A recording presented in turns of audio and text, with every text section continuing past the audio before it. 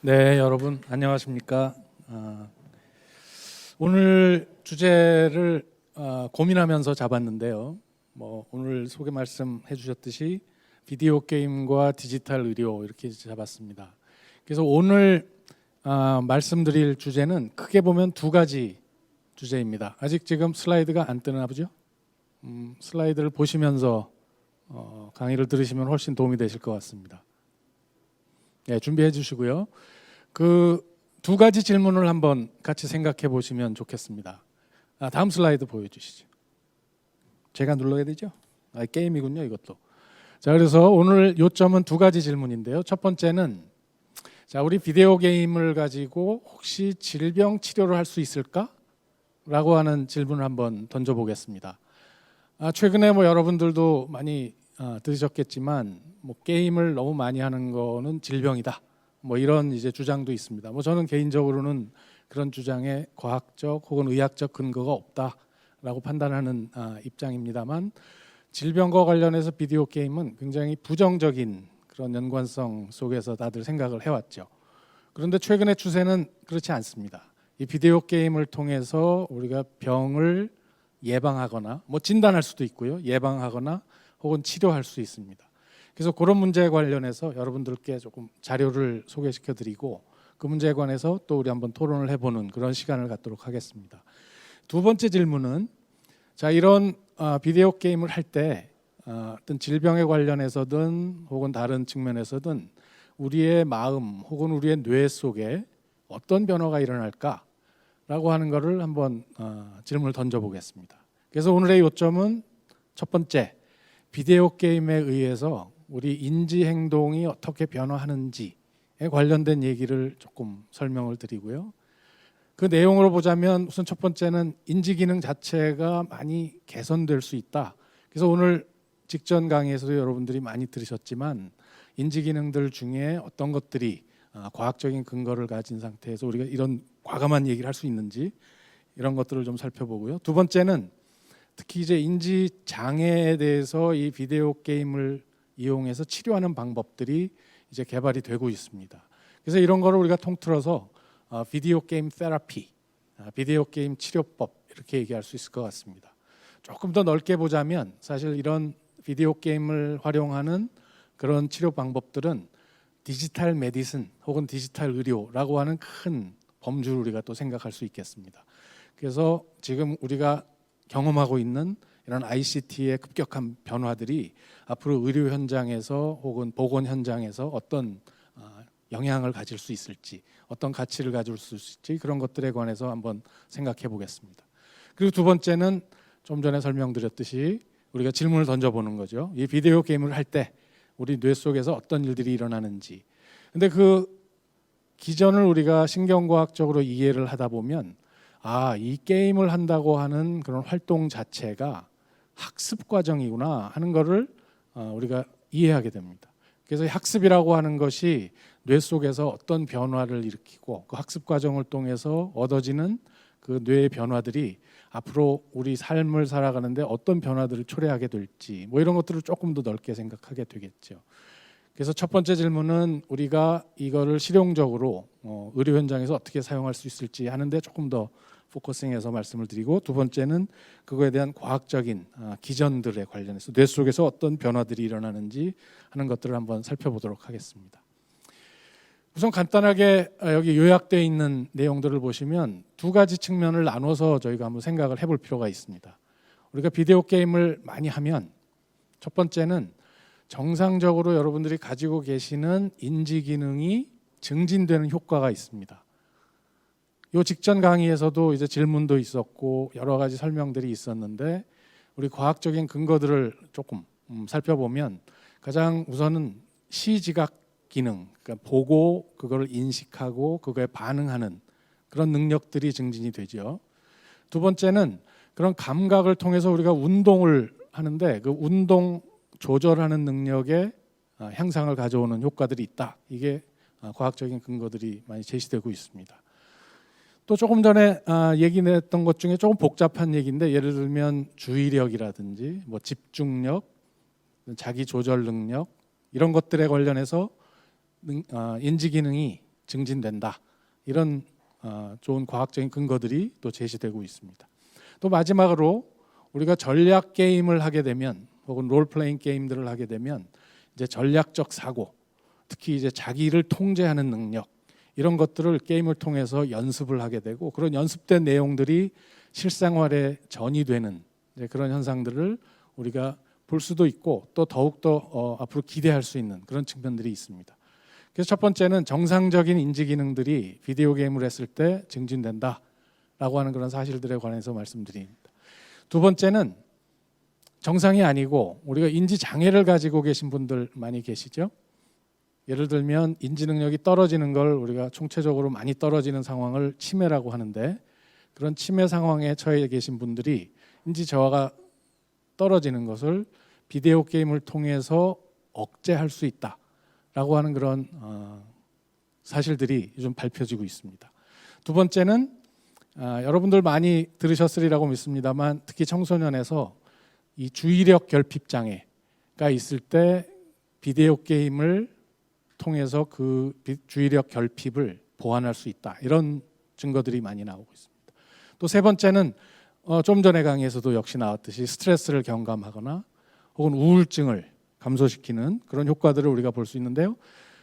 그런 구체적인 내용들을 제가 오늘 이 자리에서 다 설명을 드리기는 좀 어렵고 해서 대표적인 논문들 몇 개를 표지만 여러분들께 보여드리려고 합니다.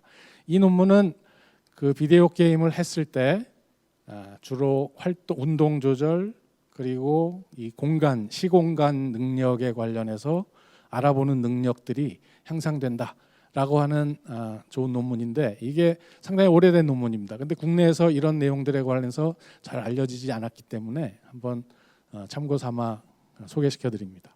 또 이 논문은 액션 비디오 게임을 했을 때 주의력이 특히 시공간에서 어떤 일들이 일어나는 거에 대해서 주의력을 기울이고 그거에 반응하는 거에 대해서 그런 능력들이 향상된다라고 하는 논문인데 이 논문은 뭐 언론사들 대개 뭐 이렇게 이런 얘기들 할 때 많이 인용되는 저널들이 있죠. 예를 들어 네이처, 사이언스 뭐 이런 것들인데 이게 바로 네이처에 이제 게재가 된 그런 논문입니다. 뭐 네이처에 게재가 됐다고 해서 꼭 진리이거나 뭐 신뢰도가 높다거나 뭐 제가 그걸 주장하는 건 아닌데 뭐 중요한 좋은 저널에 실렸다라고 하는 것을 통해서 여러분들이 조금 더 관심을 가질 수 있다면 도움이 되겠다는 생각으로 그런 언급을 해드렸습니다. 자, 이 논문은 지금까지 여러 가지 연구들을 쭉 리뷰를 해서 그거를 다 종합을 해서 체계적으로 종합을 해서 이 비디오 게이밍을 했을 때 어떤 뇌의 변화가 일어나는지 하는 것들을 이제 정리한 그런 종설입니다. 리뷰 논문이죠. 이 리뷰 논문에서 그 밑에 이제 영어로 쭉 써 있는데 그걸 제가 뭐 다 읽어드릴 필요는 없겠지만 여러 가지 좋은 인지 기능에 도움이 된다라고 하는 과학적 근거를 제시한 그런 이제 리뷰 논문을 소개해드립니다.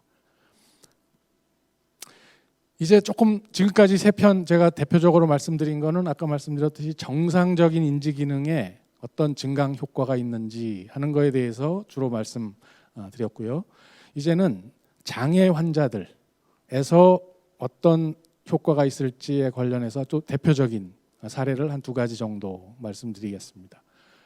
이 논문의 경우는 역시 이것도 아주 중요한 네이처의 논문이 게재된 것인데 나이 드신 분들에 있어서 이 인지 기능을 컨트롤하는데 비디오 게임을 많이 하면 그런 자기 인지 기능을 조절하는 능력이 좋아질 수 있다라고 하는 논문입니다.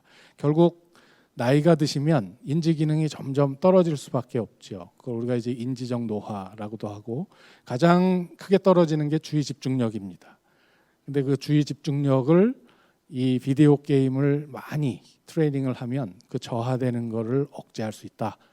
그러니까 나이가 드셨을 때도 젊은이들처럼 주의 집중력이 좋아지고 또 여러 가지 일을 동시에 할 수 있는 능력이라든지 뭐 이런 것들에 관련해서 아주 좋은 효과가 있었다라고 하는 그런 논문입니다. 그래서 그런 연구 결과고요.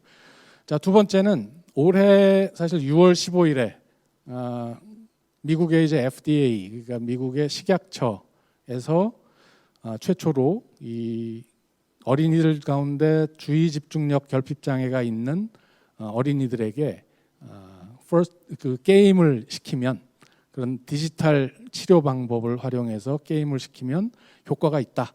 특히 주의 집중력을 향상시키는 데 효과가 있다라고 하는 것을 처음 승인한 그런 소식입니다.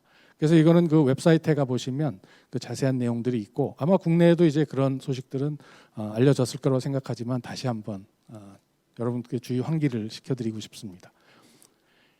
그래서 이런 것들이 결국 인지 기능의 정상적인 향상, 그다음에 인지 장애가 있는 것을 억제하거나 혹은 실제 장애가 있을 때 그거를 치료하거나 하는 이런 효과들이 있다는 것은 제가 오늘 아주 간략하게 소개드린 이런 내용들 말고 굉장히 여러 가지가 있고, 또 앞으로도 많은 연구들이 진행될 것으로 기대하고 있습니다.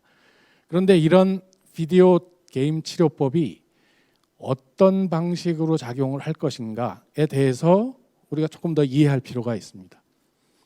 많은 사람들이 특히 의료 현장에서 효과가 있다라고 하는 관찰만을 통해서 예를 들어 약을 먹거나 어떤 치료 방법을 사용하게 되는데, 그럴 경우에는 그 방법 자체가 가지는 효과를 충분하게 발휘할 수가 없고, 어떤 경우는 오히려 적용해서는 안 될 곳에 적용을 하는 일들이 발생하게 됩니다. 그래서 그런 걸 우리가 이제 오용 혹은 남용 뭐 이런 상황이 되는 거죠. 그래서 아무리 좋은 약이라도 그 약이 어떤 특정 상황에서 어떤 기전으로 작동하는지 하는 걸 우리가 잘 이해하는 것이 꼭 필요합니다. 그런 이해가 수반되지 않으면 오용하거나 남용하거나 과용하는 그런 문제들이 이제 발생할 수가 있겠습니다. 그래서 이 비디오 게임 치료법도 마찬가지로 제 생각에는 그 치료 방법이 뇌에서 어떻게 작동되는지, 그리고 이거를 어떤 방식, 어떤 상황에서 사용하는 게 적절한지, 그런 이해가 꼭 수반돼야만 우리가 잘 제대로 활용할 수 있다고 생각합니다. 이 비디오 게임 치료법은 우선 치료의 결과로 우리가 기대하는 것은 뭐죠? 첫 번째는 그 인지적인 기능을 향상시켜서 지금 현재 기능이 저하되어 있는 상태를 원상 복원시키거나 혹은 정상적으로 지금 있는 상태가 나빠지지 않도록 막는 거죠. 그래서 그거는 크게 보면 두 가지 측면에서 꼭 이해할 필요가 있습니다. 첫 번째는 이 인지적인 기능을 적절할 때 어떻게 활용할지 하는 것을 조절하는 능력, 이거를 향상시키는 거고요. 두 번째는 사실 그런 인지적인 조절 자체가 없이도 그냥 습관적으로 그 행동을 할 수 있게 만들어도 증상이 좋아질 수 있습니다. 그래서 우리가 이 치료의 결과를 기대할 때 우리가 인지적인 조절 능력을, 자기가 부족한 능력들을 더 향상시켜야 되겠다라고 하는 어떤 동기부여도 하고, 또 그런 거를 실천할 수 있는 능력을 기르도록 하는 그런 방식이 치료의 결과로 우리가 필요한 거고, 두 번째는 뭐 그런 이해가 꼭 수반되지 않더라도 습관적으로라도 어떤 일들을 잘 수행할 수 있게, 그리고 우리가 이제 치료의 결과로 기대하는 두 가지입니다.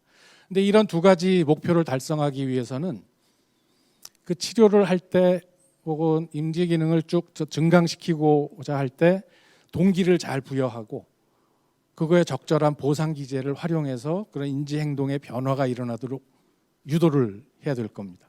근데 이런 유도 과정이 뇌 속에서 어떻게 일어나는지 하는 것을 이해한다면, 그걸 잘 이해한다면 그런 것들이 훨씬 더 수월하게 일어날 수 있게 만들 수도 있고 또 효과적으로 만들 수 있겠죠.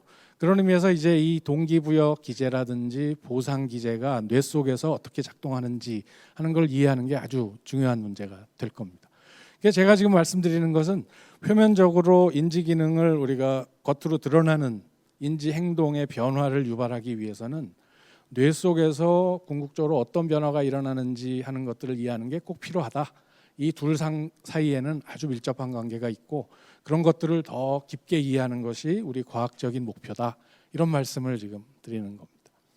그런데 그런 관점에서 자세히 들여다보면 이 인지 조절 혹은 습관적인 행동을 만들어내고 하는 이런 비디오 게임 치료법은 인지 기능 발달 과정의 기전을 그대로 활용하는 것 같습니다. 그래서 우리가 인지 기능이 처음 어릴 때는 별로 발달하지 않았는데 이제 성인이 되는 과정에서 쭉 발달하고, 성인이 돼서도 계속 지속적으로 또 발달하는 인지 기능들이 있죠.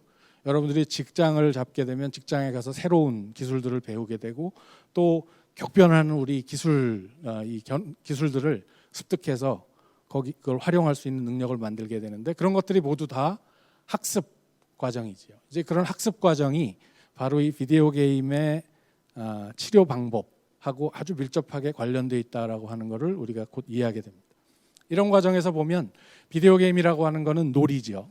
그 놀이의 일종인데 놀이의 일종을 통해서 우리는 지금까지 인류 역사상 혹은 진화적으로도 아주 그 이전부터도 인간의 인지 기능과 뇌를 발전시키는 그런 역할을 놀이로부터 우리가 얻어냈던 겁니다. 그래서 놀이라고 하는 것이 굉장히 중요한데 이 놀이라고 하는 것을 사람들이 흔히 구별해서 놀이와 공부, 놀이와 일 이렇게 자꾸 이분법적인 사고를 하는 것이 상당히 문제가 있는 그런 접근이다. 저는 그렇게 생각을 합니다. 조금 전에도 이제 그런 질문이 있었는데 이 학습 공부를 해야 되는데 게임만 한다라고 하는 관점 속에서 우리가 게임이라고 하는 것은 마치 공부에 반대되는 개념처럼 우리가 자꾸 이해를 하는 거죠. 근데 사실은 그 놀이를 통해서 학습 과정에 대한 연습을 시키고 학습 과정을 더 효율화시키고 학습에 모티베이션을 주고 하는 그런 것들을 통해 그런 측면들이 훨씬 더 많습니다. 그런 것들을 이해하게 되면 놀이라고 하는 것이 공부와 따로 떨어질 것이 아니라 어쩌면 두 가지는 우리의 일상 삶 속에서 하나로 통합돼야만 하는 그런 두 가지의 측면이 아닐까 하는 그런 관점을 가지게 되는 겁니다. 그래서 이런 관점에서 이제 제가 조금 더 분석을 해본 내용을 좀 말씀드리고 싶은데 보통 우리가 공부하면 대부분 교육을 얘기합니다. 놀이하면 교육이 아닌 것으로 생각하죠. 그런데 사실 내면적으로 들여다보면 그 교육에서 추구하고 있는 부분과 학습에서 추구하고 있는 부분이 서로 밀접한 상호관계가 있으면서도 바라보는 관점에 따라서 크게 대비되는 측면들이 있다라고 하는 걸 우리가 알 수 있게 됩니다. 특히 기존의 이제 교육에 대한 접근 방법들은 학습이라고 하는 관점에서 보기보다는 혹은 학습자의 관점에서 보기보다는 교육자의 관점에서 주로 보아왔습니다. 근데 이제 점점 우리 시대가 바뀌고 우리 첫 번째 강연, 두 번째 강연에서 우리가 들었듯이 이 변화하는 이 세상에 우리가 적응하기 위해서는 우리 모두가 학습자가 되어야만 하는 그런 상황이 되었다고 할 수 있겠습니다. 그래서 이제 비디오 게임 테라피 혹은 비디오 게임 치료법이라고 하는 것을 통해서 그 학습 과정이라고 하는 것을 조금 더 들여다보는 것이 조금 넓게 본다면 이런 교육이라고 하는 거에 대한 우리의 선입견 혹은 기존의 관념 이런 것들을 조금 더 혁신하는데 큰 도움이 될 수 있으라고 생각을 합니다. 이제 그런 문제의식을 가지고 다시 자세하게 들여다봤더니 이 교육이라고 하는 것과 학습이라고 하는 것이 동전의 양면처럼 서로 붙어 있긴 하지만 보는 관점에 따라서 아주 극명한 대비를 지금 보여주고 있다는 것을 제가 깨닫게 됐습니다. 그래서 교육은 보통 교육자의 입장에서 얘기를 하기 때문에 보편적인 가르침을 주려고 합니다. 예를 들면 모름지기 학문은 이런 것이야. 모름지기 이런 것들은 커리큘럼을 통해서 너희들이 다 마스터해야 돼. 이런 이제 교육자의 입장에서 되게 제시되는 것인데 반해서 사실 실제적으로 교육 현장에서 일어나는 학습의 과정은 개별적 경험들입니다. 그러니까 학습자들이 자기가 처한 상황에서 동원할 수 있는 모든 자원들을 다 동원하고 자기가 가지고 있는 기존 지식이나 기존 능력들을 다 동원해서 그런 개인적 개별적 경험들을 더 심화시키고 그걸 더 향상시키는 게 그게 바로 학습이죠. 그래서 이런 보편적 가르침에 의한 교육보다는 개별적 경험을 통한 그런 학습이 앞으로 우리 새로운 사회에는 꼭 필요할 것이다. 이걸 아마 첫 번째 우리 강연하신 최주범 교수께서 아주 강조하신 것으로 이해를 했습니다. 그리고 교육은 교육자 입장에서 보기 때문에 피동적으로 이거 해라고 하는 피동적 수행을 강조하는 데 반해서 학습은 능동적으로 스스로 찾아가는 그런 활동입니다. 또 교육이라고 하는 건 되게 목표가 딱 정해져 있습니다. 그래서 어느 정도 수준까지는 어떤 지식 수준을 도달해야 된다라고 하는 목표를 지향하는 데 반해서 학습은 사실 그 학습 과정에서 얻는 보상과 그걸 통한 재미 라고 하는 것이 스스로에게 계속 동기부여를 하게 되는 그런 상황이고, 그런 학습 과정을 통해서 학습하는 과정 자체의 재미에 조금 더 강조를 두는 그런 개념이라고 할 수 있겠습니다.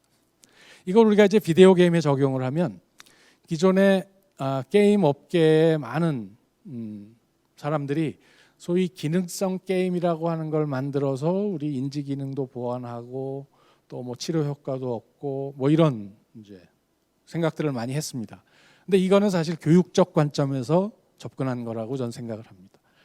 그 자체도 어떤 의미가 있고 진전을 이뤘습니다만, 그런 교육적 관점에서 접근하기 때문에 분명한 한계가 있고 일단 재미가 없죠. 피동적인 거기 때문에. 그 반면에 제가 지금 강조하고 싶은 것은 우리 비디오 게임에서 일어나고 있는 학습 과정에 조금 더 주목하고 그거를 정확하게 이해한다면, 이거는 진짜 여러분들이 하고 있는 비디오 게임을 통해서 학습을 통해서 우리가 갖추게 되는 여러 가지 능력과 그런 역량들이 있을 테고, 그를 통해서 우리 사회에 적응하는, 그리고 사회를 발전시키는데 큰 기여를 할 수 있을 거라고 그렇게 기대를 합니다. 그래서 이런 이제 비디오 게임을 통해서 학습 과정의 그 기전을, 학습의 기전을 통해서 결국 치료 효과도 얻고 인지 기능 증강 효과를 얻는 것인데, 그 내용을 조금 더 이제 뇌과학적 관점에서 이제 그 과학적인 기전을 여러분들께 말씀을 좀 드리겠습니다. 이 부분은 사실 좀 지루할 수 있습니다. 왜냐하면 이게 과학적인 사실들에 관한 얘기고 이거에 크게 감동받지 않으신 분들이 많을 거를 제가 알고 있기 때문에 빨리 진행하겠습니다. 우리가 게임을 할 때 뇌 속에서 어떤 변화가 일어나는가, 뭐 여러 가지 얘기를 할 수 있겠습니다만, 크게 보면 두 가지 현상이 일어나고 있고, 그런 두 가지 작동 방식을 통해서 우리 뇌를 변화시키고 있다라고 하는 것을 이해하실 필요가 있습니다. 우선 첫 번째는 어떤 행위를 하든, 여러분들이 지금 이 자리에 유튜브를 통해서 접속을 해서 저희의 내용을 보고 있는 이 행위 자체를 통해서도 이미 여러분들의 뇌 신경망 속에는 일정한 변화가 일어나고 있습니다. 그래서 모든 행위에 동반하는 그런 신경망이 변화가 일어나는 현상, 이런 것들을 우리가 이제 신경 가소성이라고 표현을 하고, 신경과학자들이 그게 어떻게 일어나는지에 대해서 열심히 연구를 하고 있습니다. 그래서 알게 된 사실은 크게 한 세 가지 방식으로 뇌의 변화가 일어난다라고 하는 걸 알게 된 거죠. 우선 첫 번째는 이미 여러분들이 머릿속에 가지고 있는 신경세포들 사이의 그 연결망, 연결체계, 그 자체가 숨어 있다가 혹은 억제되어 있던 상태에서 발현이 되는 그런 현상들이 있습니다. 두 번째는 그 연결망 자체의 효율이 변화가 일어나기도 합니다. 또 세 번째는 그런 연결을 새로 만들기도 합니다. 그래서 이런 것들을 제가 이제 뭐 아주 간략하게 그림 형태로 보여드리는데, 예를 들면 우리 신경과학자들이 아주 잔인한 실험들을 많이 하죠. 그 중에 상당히 잔인한 실험이, 이런 이제 쥐에다가 신경세포 활동을 기록하기 위해서 전극을 꽂고 그 쥐의 손에서 올라오는 말초신경을 절단하는 실험을 한 결과입니다. 이건 뭐 상당히 오래된 실험인데, 그런 실험을 하게 되면 기존에 손에서 올라오던 신경 전달 때문에 억제돼 있던 다른 신경 연결들이 활성화되고, 그렇게 해서 뇌의 반응성이 달라진다라고 하는 그런 현상들을 우리가 관찰한 겁니다. 그래서 이제 첫 번째 기전, 첫 번째는 잠재되어 있던 연결성을 활성화시키는 기전을 통해서 뇌의 변화가 일어난다 하는 거죠.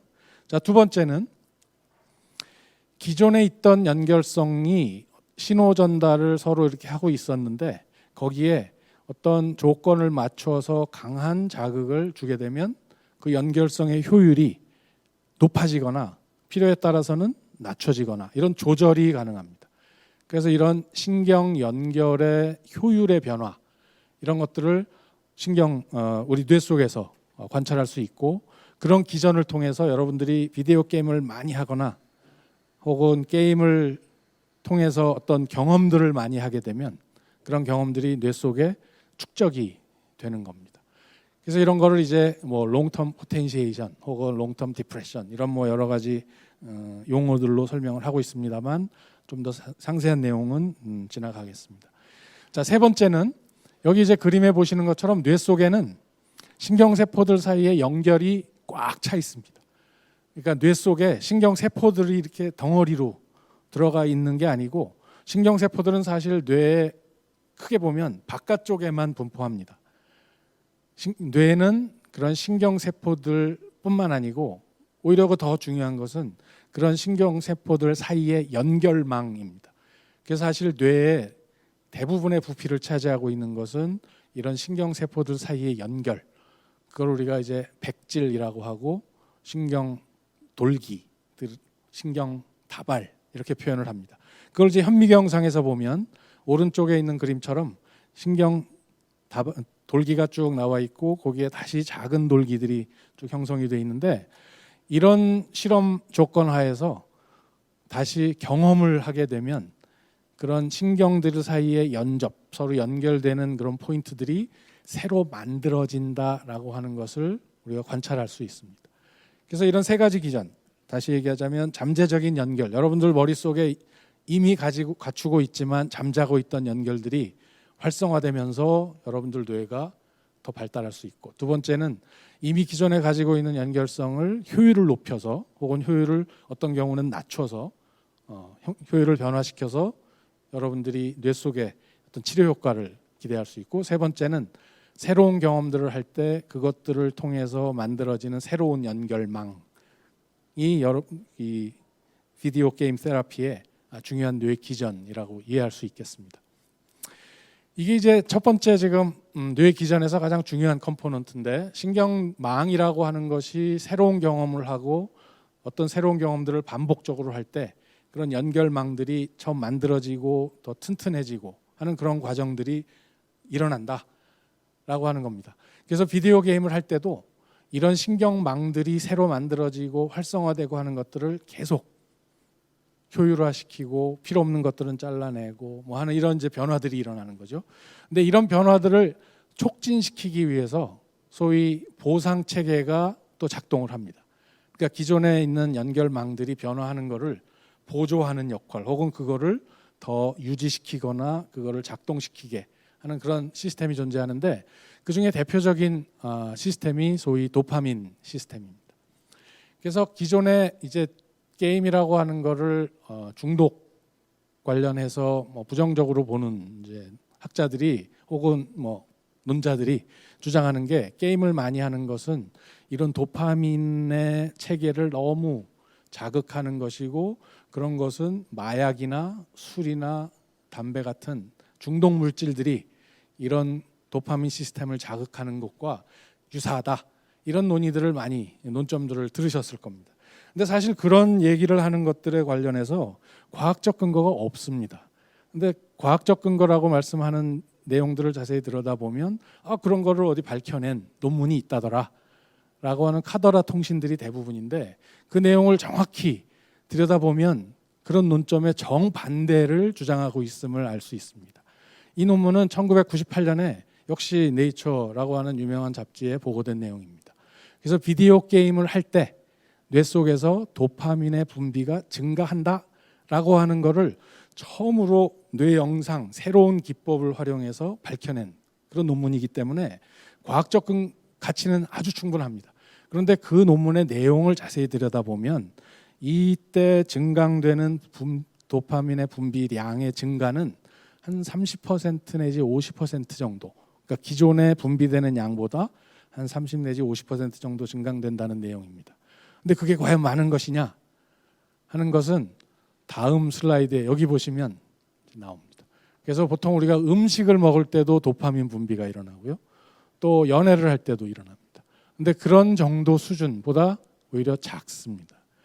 근데 마약이나 이런 중독 물질을 취득할 때는 어떻게 되느냐, 이 도파민의 분비량의 증가가 12배, 소위 1200%, 뭐 300% 이런 아주 엄청난 효과를 가진 중독 물질들에 관련된 내용을 비디오 게임에 관련해서 얘기하는 것은 과학적으로 타당치 않다.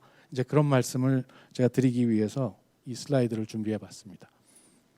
그래서 뭐 지금까지 말씀드린 내용을 조금 더 여러 가지 측면에서 다시 보강할 수 있는데 이 게임에 관련된 게임을 많이 한다고 하는 것을 우리가 문제시 삼는 그런 상황이 많이 있죠. 그런데 이런 게임의 과용이라고 해서 그게 꼭 중독이냐? 꼭 그렇게 보지 않을 과학적 근거들도 많이 있다라고 하는 걸 제가 슬며시 말씀을 드리고, 특히 이 도파민 시스템이 뇌의 변화를 일으키는데 굉장히 중요하고, 게임을 할 때 도파민 시스템이 동원되는 것은 맞지만 그것은 일상적인 우리 생활을 할 때 꼭 필요로 하는 학습 과정에서 일어나는 변화와 크게 다르지 않다라고 하는 그런 말씀을 꼭 드리고 싶습니다. 또 다른 증거들은 이 게임을 많이 한다고 해서 꼭 마약 중독이나 이런 것들과 동일한 변화가 일어나는 건 아닌 것 같다라고 하는 증거들이 꽤 있는데, 그런 것들의 한 예로 이 논문을 한번 소개시켜 드렸습니다. 자, 이제 정리를 하겠습니다. 그래서 지금까지 말씀드린 것은 소위 비디오 게임을 활용해서 우리가 의학 혹은 의료 분야에 여러 가지 도움을 받을 수 있다라고 하는 측면의 과학적인 근거들을 이제 제시해 드렸고요. 두 번째는 그런 것들이 치료 효과를 가지는 그 뇌의 기전들이 어떤 측면들이 있다. 그리고 그런 것들에 관한 과학적 연구들이 생산해낸 지식들이 어떤 것들이 있다. 이런 것들을 소개해 드렸습니다. 그래서 이런 것을 종합적으로 보면 게임이라고 하는 것이 물론 안 좋은 측면이 없는 것은 아니겠습니다만, 우리 사회에서는 지나치게 그 측면이 강조되어 있는 듯한 느낌을 제가 항상 받고 있고요. 게임의 유용성에 관해서는 그 반면에 거의 우리가 이해를 하지 못하시는 그런 측면들이 있는 것 같습니다.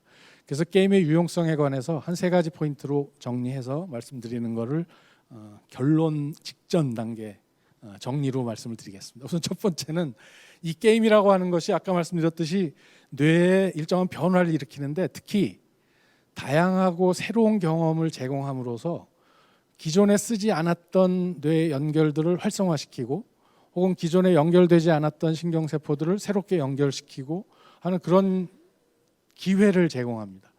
그래서 이런 것들을 통해서 뇌가 서로 연결망들이 강화되고 튼튼해지면 그게 종국적으로는 치매 예방에 큰 도움이 됩니다. 치매라고 하는 것은 바로 그런 연결들이 끊어지고 나이가 들면서 혹은 다른 병인들에 의해서 연결이 깨지는 거기 때문에, 그런 연결들을 지속적으로 유지시키고 강화시키고 새롭게 만들어내는 것은 치매 예방에 큰 효과가 있을 것이다. 그렇게 기대할 수 있습니다. 자, 두 번째는 기존에 하던 거더라도, 기존에 알고 있던 지식이더라도 그런 거를 더 숙달시키고 연습을 통해서 강화시키는 것은 여러분들이 가지고 있는, 우리가 모두 가지고 있는 인지 기능의 효율성을 증진시키기 때문에 그런 걸 통해서 우리가 비디오 게임의 유용성을 인식할 수 있습니다. 그래서 아까 언급드렸듯이 시공간 지각 능력이나 혹은 주의력, 자기 통제 능력, 이런 것들을 직접 게임을 하면서 그런 능력들을 길러 나가는 것이 게임과 공부, 게임과 일을 하나의 우리의 삶 속에서 통합시키는데 아주 큰 역할을 할 거라고 생각하고, 그런 전략을 우리가 꼭 써야 할 거라고 생각합니다. 근데 세 번째는 사실 이런 것들을 우리가 하려면 다양한 경험들을 해야 됩니다. 그러니까 다양한 경험들을 해야 서로 배려하는 능력도 생기고 서로 입장 차이를 우리가 이해하게 되고 그러면서 새로운 아이디어도 나오고 하는 건데, 그런 새로운 경험을 할 때는 항상 또 위험이 동반이 되죠. 근데 실제 경험에서 그런 위험을 적절하게 통제한 상태에서 이런 경험을 할 수 있게 하기 때문에 비디오 게임이라고 하는 것은 아주 좋은 학습 공간을 제공하는 그런 수단이라고 생각을 할 수 있겠습니다. 그래서 이제 결론을 말씀드리겠습니다. 우리 슬기로운 비디오 게임 생활을 위해서 우선 꼭 제가 강조하고 싶고 여러분들께 전달하고 싶은 메시지는, 비디오 게임은 훌륭한 학습 도구다. 여기 오해하지 마세요. 이거 교육 도구는 아닙니다. 학습 도구다. 학습자들이 스스로 능동적으로 자기의 역량을 개발하고 발전시킬 수 있는 아주 좋은 학습 도구다라고 하는 걸 꼭 이해해 주셨으면 좋겠고요. 두 번째는 이런 학습 도구를 제대로 사용하기 위해서는 그 학습 과정에 대한 과학적 이해가 꼭 필요합니다. 이거는 꼭 제가 오늘 소개시켜 드렸던 신경과학 분야에 국한된 게 아니고 뭐 심리학이라든지 혹은 우리 행동과학이라든지 뭐 스포츠심이라든지 뭐 여러 가지 연관된 그런 학문 분야들에서 이 새로운 것들을 배우는 학습 능력에 관련한 그런 과학적 연구가 꼭 필요하다. 라고 하는 것을 제가 강조하고 싶습니다. 자, 세 번째로는 이런 좋은 비디오 게임을 우리가 활용하기 위해서는 이런 과학적인 이해, 좀 심층적인 이해, 다면적인 이해를 통해서 사회적인 합의를 우리가 이뤄나가는데 도움이 됐으면 하는 측면에서 꼭 말씀을 드렸습니다. 그래서 여러분들께 다시 한번 강조하고 싶은 것은 비디오 게임을 통해서 여러분들이 슬기롭게 학습 활동을 열심히 하시기를 바랍니다. 예, 경청해 주셔서 감사드립니다.